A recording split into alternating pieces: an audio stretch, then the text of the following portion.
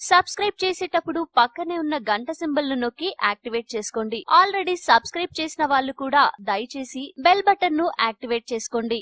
అక్షయ తృతీయ, శ్రావణ మాసం, లక్ష్మీ పూజ, ధన్తేరాస్, దీపావళి ఇలా పండుగల సందర్భంగా చాలా మంది బంగారం కాకున్నా కనీసం వెండి నాణేలనైనా కొంటూ ఉంటారు. వాటితో పూజిస్తే లక్ష్మీదేవి అనుగ్రహం కలుగుతుందని వారి నమ్మకం. అయితే అనుగ్రహం వచ్చే మాట ఎలా ఉన్నా వెండి నాణేలను కొనే విషయంలో మాత్రం ఖచ్చితంగా తగు జాగ్రత్తలు తీసుకోవాల్సిందే. లేదంటే తప్పకుండా మోసం చేస్తారు. ఎందుకంటే ఈ మధ్య మార్కెట్ లో ప్రతి దానికి నకిలీ వచ్చేస్తోంది. ఇక విలువైన వెండిని మాత్రం ఒరిజినల్ గా ఎందుకు అమ్ముతారు? అందుకే జాగ్రత్తగా ఉండాలి. ఈ క్రమంలో ఏది నకిలీ సిల్వర్, ఏది అసలుదో వాటిని ఎలా గుర్తించాలో ఈ టిప్స్ తో తెలుసుకుందాం. ఐస్ పరీక్ష.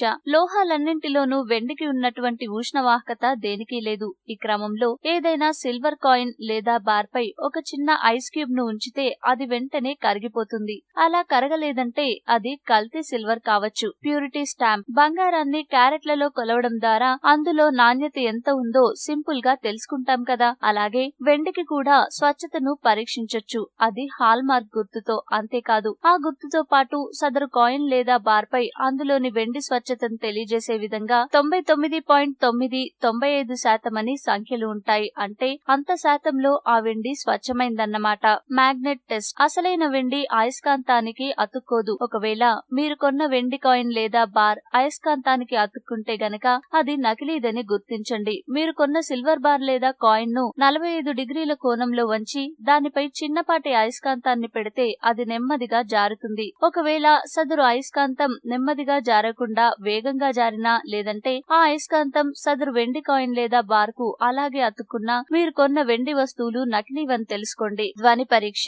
సిల్వర్ కాయిన్ ను చేతివేలితో టచ్ చేసి సౌండ్ చేస్తే ఆ సౌండ్ 1-2 సెకండ్ల వరకు అలాగే మనకు వినిపిస్తుంది. అదే విధంగా కాయిన్ ను 6 అడుగుల ఎత్తు నుంచి కింద పడేస్తే పెద్దగా సౌండ్ వస్తుంది. అదే నకిలీ కాయిన్ అయితే ఇనుము సౌండ్ వస్తుంది. Chemical test. ఆన్లైన్ షాపింగ్ లో సైట్లలో వెండి వస్తువుల నాణ్యతను పరీక్షించే కిట్స్ దొరుకుతున్నాయి. వాటిని తెచ్చుకుని కూడా మీరు కొన్న వెండి వస్తువులు అసలువో నకిలీవో ఇట్టే గుర్తించొచ్చు. కాకపోతే ఆ కిట్లను వాడితే వెండి వస్తువులపై మరకలు పడతాయి. జాగ్రత్తగా వాడుకోవాలి. ఈ వీడియో మీకు నచ్చితే లైక్ చేయండి, అందరికీ షేర్ చేయండి, కానీ సబ్స్క్రైబ్ చేయడం మాత్రం మర్చిపోకండి.